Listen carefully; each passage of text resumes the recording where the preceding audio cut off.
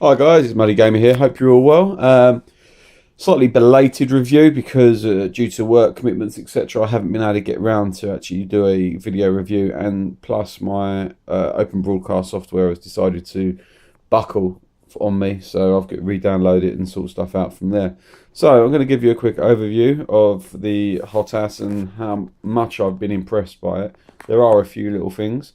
I'm going to be playing it on Frontier Elite Dangerous. So I'm just going to move the console, move my shelf, which I've planted my parts on. So, what do we have? Well, we have a very solid feeling joystick. I mean, it's nicely weighted once you turn it all the way up. I'll just quickly get into the game so I can show you it moving. You have quite a few buttons on it. I can't remember how many. I do have an unboxing video where I go over how many. And then you have really comfortable, slick throttle. I'll be flying in the Vulture, which is a fairly good ship. Took a while to get there. But what can I say about this? Well, I opened it up and the only HOTAS that I'd played with previous is the Rhino by Cytec, because my brother owns a Rhino, and I was blown away by that. And to be honest, this is pretty goddamn close. I mean, I've got mapped here all the buttons that I need to keep up with my brother on his Cytec. Biggest drawback is there is no resistance on this, and there's quite a bit of a dead zone. So, right, if you can see that that's slightly back, yeah, that's slightly back, and on the screen you have no movement. But that is literally on the limit of the dead zone there. So if I move it back a little bit more, there you go, and I've literally just done that with finger. So you can, there is a small dead zone. In reverse, not so much going forward. Forward's pretty good. I like the button layout.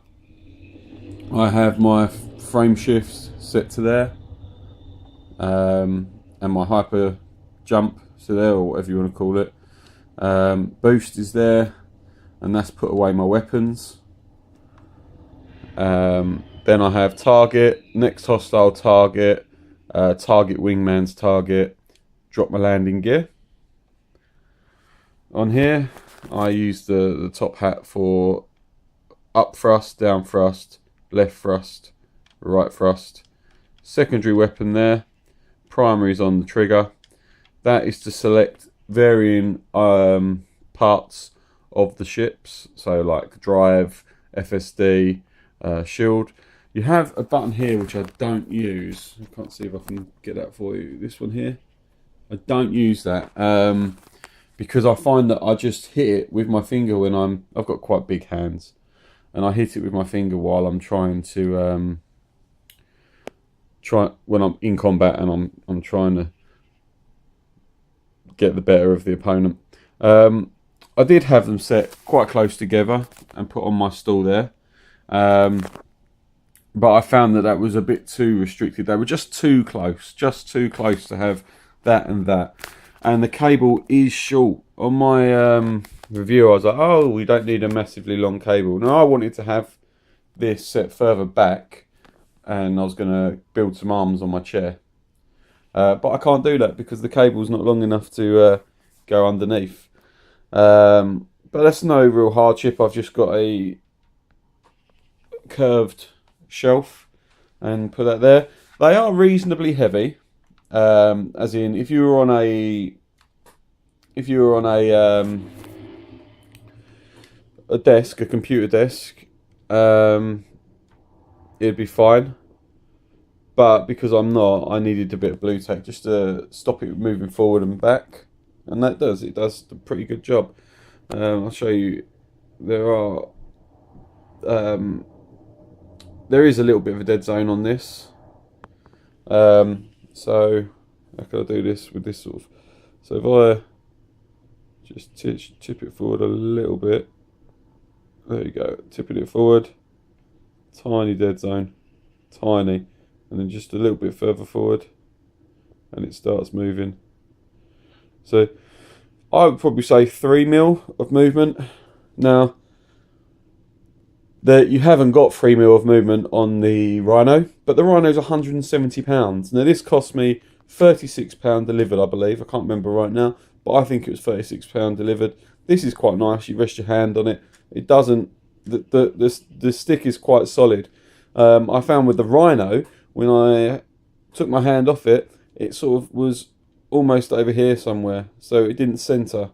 It would centre when you had the weight of the hand on it. This is solid enough, you don't need to do that. The build quality is good. I mean, you don't expect anything more for £30 really. Or I say £30. I'm going to round it to £30 because I think the £6 was delivery. They are slowly going up in price because people are realising that it's a cheap way to get into the HOTAS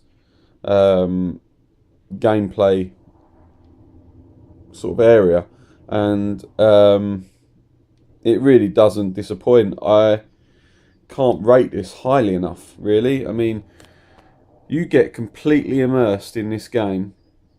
I haven't played it on any other games, but just the fun factor you can have by having the HOTAS set up, and for £30, Thrustmaster do not let you down. I've got the Thrustmaster TX race wheel there for the Xbox One. That is an incredible bit of kit, but that was 10 times as expensive as this. And this, I wasn't expecting as much from, but do you know what? I have an equal amount of fun controlling a spaceship as I do racing a car on the PC or on the Xbox One with the TX race wheel. It's a crazy good bit of kit for 30 quid or 36. I can highly recommend it if you're looking to get a HOTAS set up just for Elite Dangerous. I mean, this game is a good game, but I've played EVE Online for 8 years or so, and it will need the social aspect of it to pick up if it's going to last more than, I don't know, a year or two as a MMO. It needs a big social bit. So if you're not sure whether you're going to be playing this in a year's time, 30 quid is not a massive expense, but 170 is. And that's not me digging you out, Deeds, because Deeds is my brother who's got the £170 HOTAS. Oh, look, there's a fight down there in the belt. Well, I might try and get involved in that. That's one-handed will be a bit difficult, I think. Yeah, it's not me digging you out, Days. I'm just saying that this has all the buttons you need on it. The only thing I change is I used my power, set my power to weapons all around here. And that's it, I think. Oh, and turning my silent running on and off, that's there as well. But I mean, look at it, it's a nice bit of kit. It sits quite nicely. You can set it so that it's, when it's back here, that whole thing is forward, and that's decelerate. But I quite like having it in the middle for combat. That's just my preference. So negatives on this would be placement of the button here, where your finger is. I probably thought it was a really good idea, but for me it just doesn't work, so it's a button that I don't use.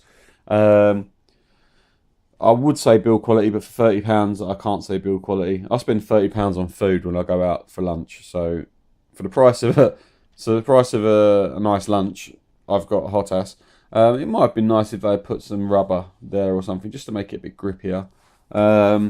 And they should have really put some way of maybe like a screw here or something, just to increase the resistance, because this is, as you can see, just very, very loose.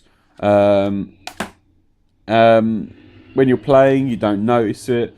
I know my brother has his HOTAS set up to the lightest possible way, just because he wants to have maximum feel.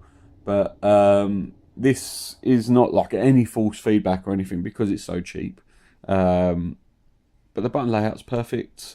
You can't ask more for the build quality for 30 quid.